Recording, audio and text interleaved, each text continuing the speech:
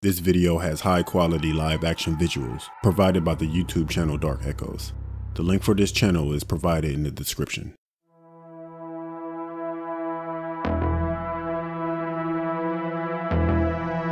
Nightmare Files.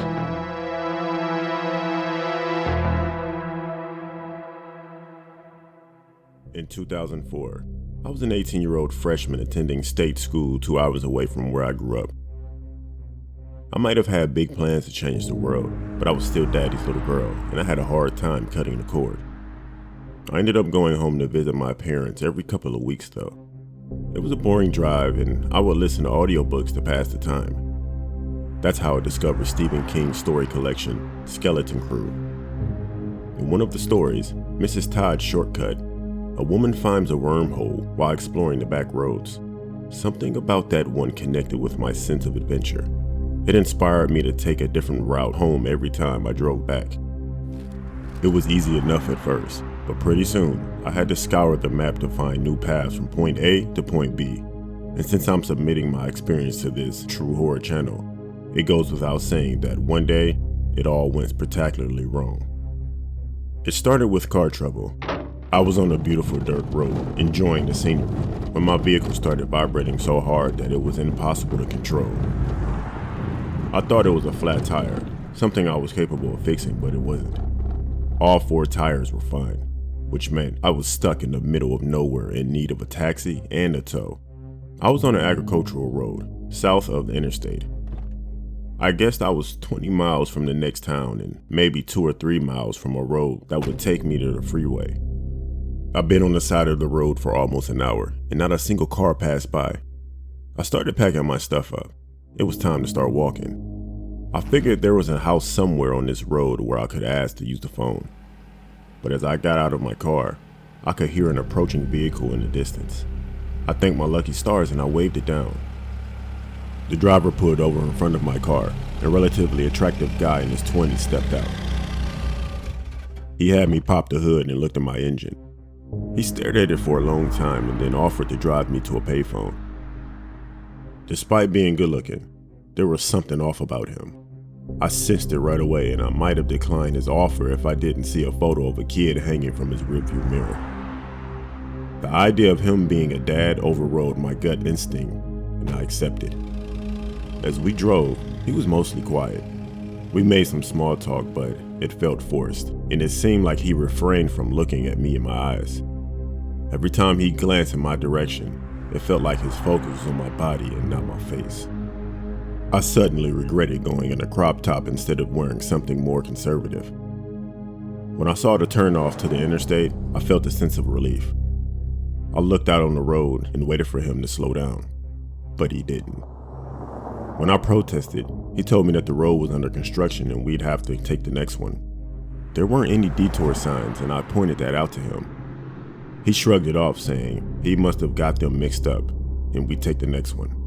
I argued that we could still turn around, but he said it wouldn't make any difference because the tow truck would be coming from the town anyway. At this point, I started to become scared. I had a gnawing fear that he had no intention of ever taking me to a payphone. So I bluffed and I told him that I needed to go to the bathroom ASAP. He started to slow down, and again, I felt this sense of relief.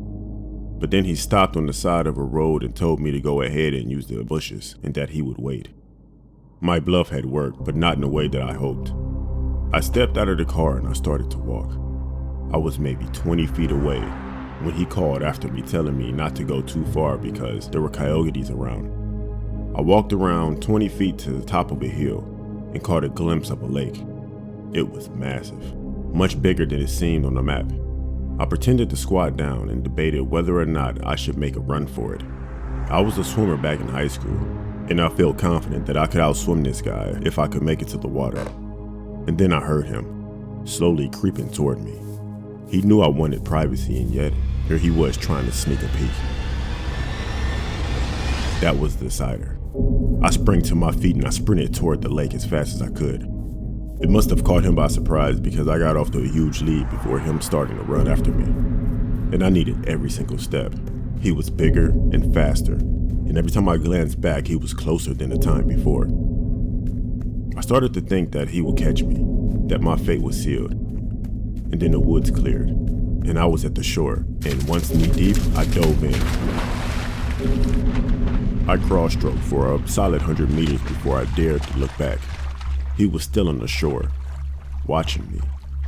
I stopped swimming and treaded water for a few minutes and realized that he wasn't going anywhere. He was going to stand there and wait for me.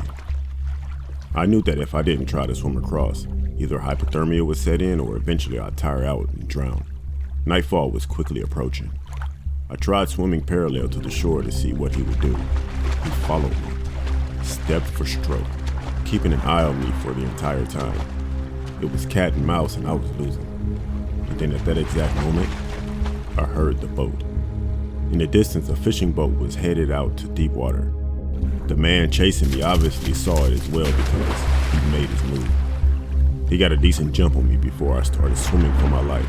The 100-meter lead quickly became 75, and then 50, and then 25 before he started to wane, and I was able to pull away again. As the boat neared, I stopped swimming so I could wave and scream. It was a fisherman and his young son. They pulled me out of the water and I explained to them what had happened. We looked for the man, but he had disappeared into the dark of night. No sight, no sound. The fisherman was nice enough to call off his fishing trip and drop me off at the local police station. An officer took my statement while I waited for my dad to come pick me up. I finally let my emotions take over and I bawled the entire time. The man was never found, but I doubt too much effort went into finding him. After all, he hadn't committed any crimes. I accepted the ride voluntarily. I wasn't abducted, and since he never caught me, no battery or assault had occurred. I got one of those Nokia brick phones the next day. My car got a new axle a few days later, and I eventually went back to driving home on a regular basis, but never on the back roads. I always took the interstate. I decided to leave that adventuring stuff to Mrs. Todd.